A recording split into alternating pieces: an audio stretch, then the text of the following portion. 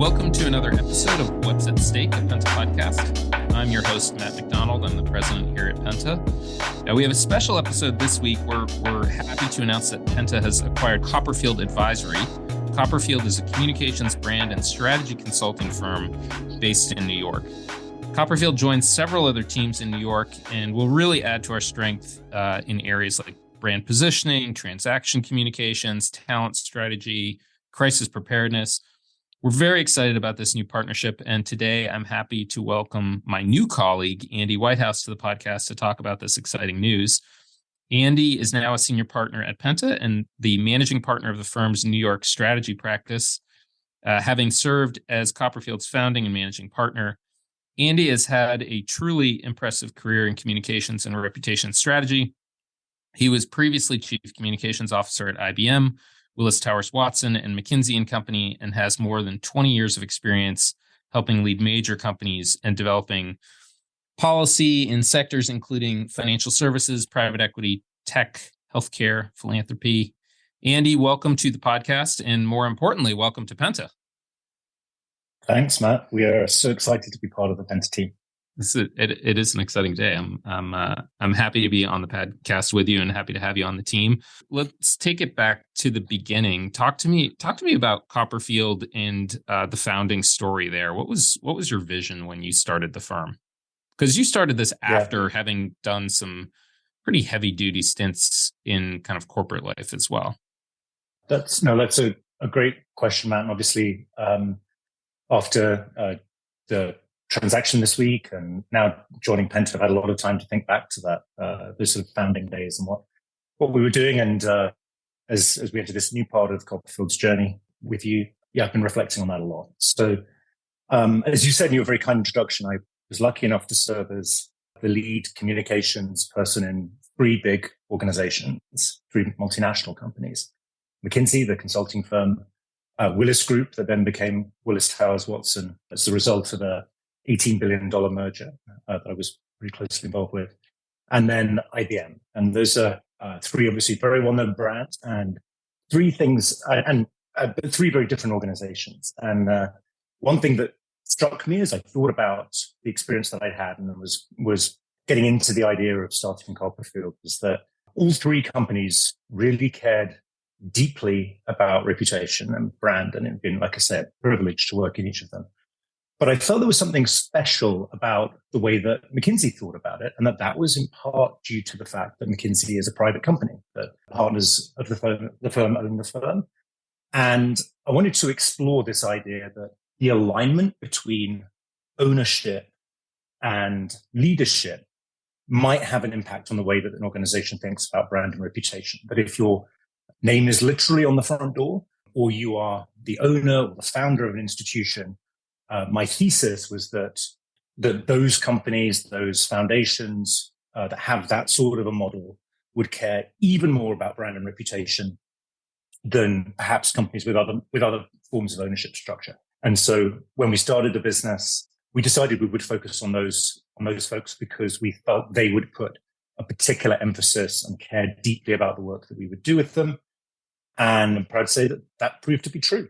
Although our client base is not exclusively founder-led or owner-run, the vast majority is. And we've seen that it really is the case that founders care deeply about the way that people think about their organization, the way they perceive it, and are willing to invest real effort in managing, protecting, strengthening the organization's reputation. It's very interesting the way you frame that. There's a common, I don't know, like I've heard this recently, people talking about giving business advice to younger people within an organization of like, think like act as if you own the company, or think as if you own the company. There is a certain, that mindset comes with a little bit of, I don't know. I mean, there's some part of that that's long-termism. There's some part of that gets wrapped up in kind of like the brand of the company reflects more personally on you. It's an interesting question because I do think you're right. I don't think that that's exclusive to owner or founder-led companies. But in your experience with kind of the founding and with Copperfield, do you have a reason in your own head of why you think that's the case? What drives that kind of behavior and thinking? It is definitely, I think you're right about long-termism. I think that founders and owners naturally tend to think over relatively long timeframes, and in doing so, understand and are clear about the impact that brand's reputation can have on their commercial success and their success in other dimensions. I do think there is, and we've seen this in a number of situations, it's sort of inevitable that the founders or the owners get wrapped up in the institutional brand as well.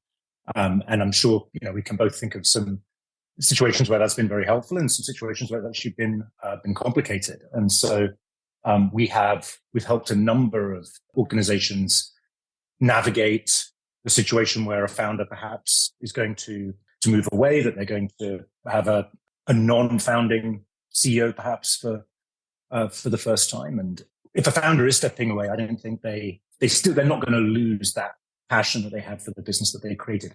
I'm certainly not going to lose the passion that I have for Copperfield now that we're part of the Penta team. I care deeply about Copperfield's brand and the way that people think about our organization. And I hope that everything we've achieved will get quickly imbued into the Penta brand as well. That's actually a great transition. So you'd been at Copperfield doing the work there for some time. Talk to me about how you thought about this next step, what drew you to Penta, how you're thinking about how you thought about that process.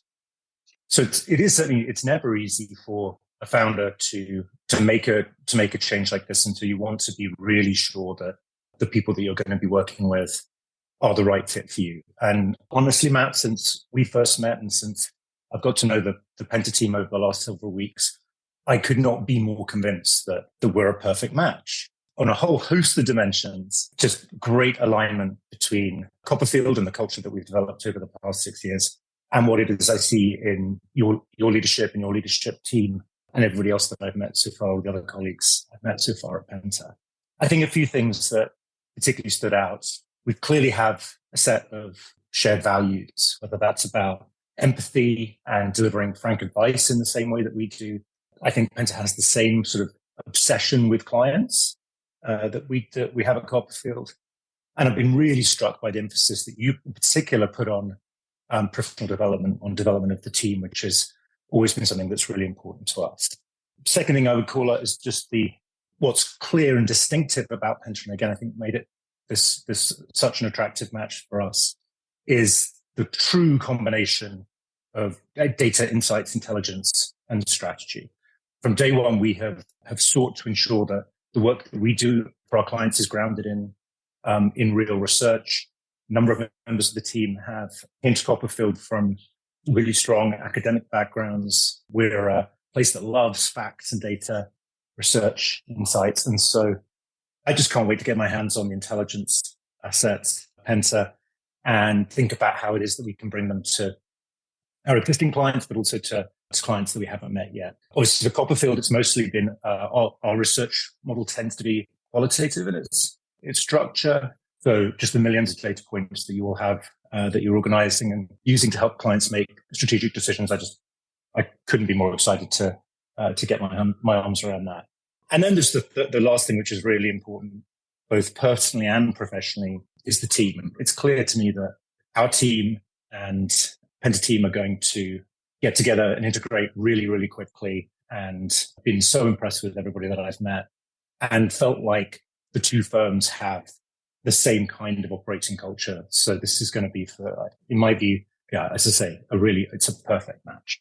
I agree. It's interesting, I would say, not only going through this entire process, but thinking about the future of brand, reputation, communications, thinking about these questions, is that as that field evolves, and as we think about the opportunities to use data, to use intelligence to quantify some of these things, it is not a given that every firm or everyone in the field is going to have that same orientation in thinking through the opportunities that data presents without losing the intuition and sensibilities and qualitative sense of the world that can make the function the glue within an organization that can really impact reputation. But that is not a clear path necessarily. I mean, the field has a lot of people with backgrounds that do not lend themselves naturally to data, even though I would argue that, the integration of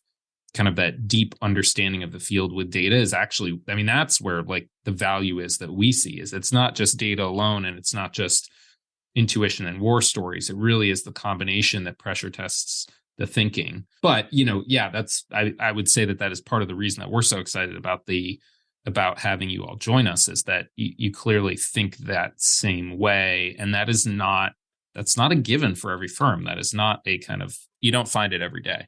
Yeah, no, I agree with that. I do think it has been optional to some degree in the past for a number of organizations where it comes to the data analytics side of what it is that we do. I've seen organizations that haven't taken the data and analytics, the things that the intelligence part of Penta can do, that haven't taken that seriously. But I don't think that world exists anymore, honestly. I think the expectation in the C-suite is that the strategy should be underpinned by clear analytics that have been tested hard against the context in which the organization is operating. So for me, at least, I think the world of gut instinct being enough alone has passed away. And that's why I think Penta is perfectly positioned to help chief communications officers and other leaders in the C-suite make decisions about brand and reputation in a way that they should feel like they have more confidence about their choices than they did in the past. I mean, strategy is all about making choices in the face of uncertainty. Penta should be your partner to make those decisions in a way that, you're confident that you're taking everything in the context into account. Yeah, I totally agree. I think that one of the dangers that I see in client situations, or that maybe thinking about a decision in reverse, is that to me, bad decisions are the ones where people actually don't know what they're deciding, don't know the trade-offs, don't understand kind of the risk and reward that is entailed. And those are questions that, today in this field are answerable. There are more resources than ever to answer that. And that's just, it has to be foundational to how a function becomes successful within the corporate context, I think. And obviously for many organizations, the data can be overwhelming too. And so yes. I think it's important that you have experience alongside the insights and the analysis that can then help, an executive who's looking at a huge dashboard or like a airplane cockpit of options that they could take, to bring some experience that says, based on everything we see here, this is the right way to go. Yeah, I totally agree with that. There was when my children were toddlers, there was an expression in the kind of grade school set of a dump and run, which was like during the play date, like the toys would just explode and then and then the play date was over. And I do feel like the data side of communications can trend towards that, as like this explosion of data, charts for the sake of charts, fun with numbers without any real synthesis, understanding, or strategic implications that come out of it. And obviously that's a core part of what we're trying to kind of reform as we go through this process. Yeah, no, that makes total sense. So, and I think that obviously clients are really excited to have a better understanding of the world in which they're operating. And that world is really complicated. Yeah. And so the more the data intelligence can shine a light, but not create paralysis or make it harder to take decisions. I mean, that's what it is that I see our role being here, to help people to be fully informed and then make decisions in a timely and effective manner. Yeah. I'm curious to hear more about your background and how you kind of first got into the field. We're sitting here talking about data and communications and all the decision-making tools that are out there. But I still remember when giving exclusives to Time magazine and so that it would be on the news rack over the week. I mean, it is not, this is a field that's been changing a lot. It's a function that has been escalating in importance within the C-suite over the past several years, as just kind of the public scrutiny and debates have escalated. How did you first get into this discipline, and what was it like then? Yeah, so I suppose I started out in communications at the very beginning of my career without really knowing it, because I was a policymaker in the British government. I served in the first half of Tony Blair's administration. So from the late 90s until around 2003, and covered a range of different policy areas. My particular focus was on tackling poverty and social exclusion in England. So I spent a lot of my time thinking about how it is that we could, as a government, design public policy to address communities and the groups facing the most disadvantage in England. One thing you learn pretty quickly in government, you don't need me to tell you this, Matt, is that everything is a communications challenge as well as a public policy challenge. And you want to think hard about how it is that the policy will get communicated to all of the stakeholders that you care about, particularly the general public. And so I learned pretty quickly working on this high priority policy area for the Labour government that you needed to spend a good amount of time thinking about communications as much as thinking about how it is that the policy would get implemented. Went to graduate school in the US after 5 years serving in the UK civil service, and I know what struck me I did a public policy degree, and what struck me as I was working on that and thinking about the intersection between business, government, the third sector, was that the things that I'd learned in government were not widely understood in business. That at that time, which was almost 20 years ago, there weren't that many people in roles like ours who had decided to go and work in-house in a corporation and put at least some emphasis of their time on helping the company they work for navigate public issues, something that Penta knows more about than any organization on earth. And I was excited about doing that. So at least a part of my time, so I joined McKinsey, where we both worked, you and I spent 9 years there doing a mix of communications and other things for the firm. One of those other things was helping business leaders think about their role in public life, what it means to be a CEO who is active in public debate, which at that time was still pretty uncommon, but at least in my view, is basically now a non-negotiable for the CEOs of most of the biggest organizations, that there isn't really an opportunity for them to opt out of engaging on public issues. I was excited to see how I could use that experience inside McKinsey, did a lot of research thinking about this particular question. And I've seen it more and more ever since. I really do believe now that organizations should be looking to bring in and bring on, particularly to their communications team, people who have that experience in government and public policy, because to my mind, CEOs totally get the value of brand and reputation as assets of the organization. They really understand how important it is for them to be engaged on public issues, and many of them recognize how hard that is.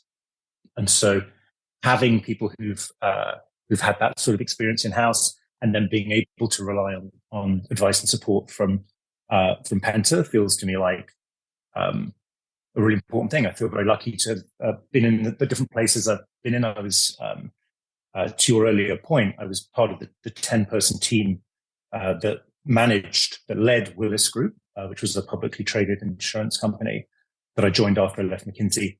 At that time, it was still relatively unusual for a chief communications officer to be part of the executive team running a public company.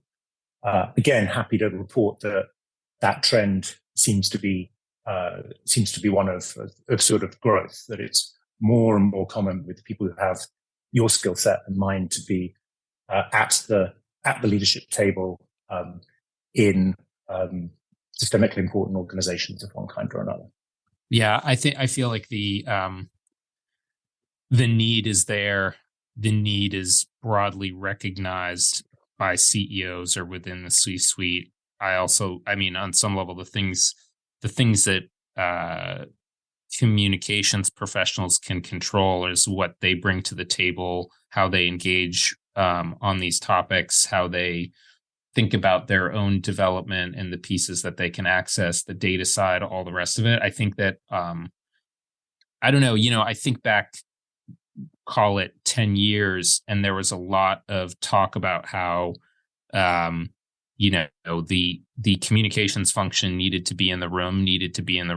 I actually don't think that that's kind of where the issue is now. I think that like there's a wide recognition that they need to be in the room. I think it's kind of what you bring in the room that matters, of whether you bring the kind of perspective both from all the different stakeholders, whether you bring in the data side of it and the deep understanding, whether you bring in the business acumen. I think that the supply and demand have shifted. The demand is there. It's a question. I think it's more incumbent on the field to innovate and really think creatively about their role in the room and what that means. Yeah, no, that's right. And it's driven in large part by, I think, a broad recognition that in the end, really good communications has the power to drive a business to huge success. Really ineffective communications can imperil an organization's ability to operate. And yeah, we've seen a few situations like that in recent weeks, I would argue, where yes. It really matters that executives get this stuff right.